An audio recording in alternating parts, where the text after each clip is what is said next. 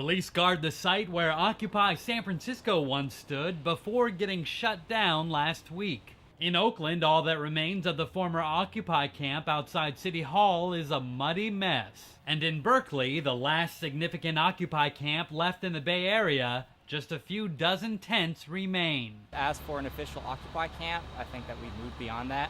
The camps were mainly just so people can meet each other and get to know each other and form a community.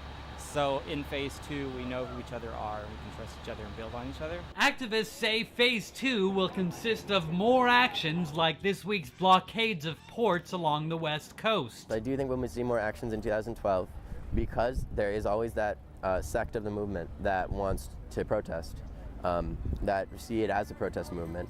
And yes, we support doing actions too. The nationwide movement has already split into dozens of smaller groups working on different causes. Some wonder if all the different agendas weaken Occupy's original goal of bettering the economy. But protesters say they're determined to address all of society's ills, no matter how long it takes. People, I've gotten so used to instant gratification, instant media, everyone's so interconnected right now that people forget like real democracy, real change is inefficient and it takes time. It's going to take a lot longer than 2 months. A hint of things to come this week: occupiers protesting school closures in Chicago and a march to Capitol Hill in Washington.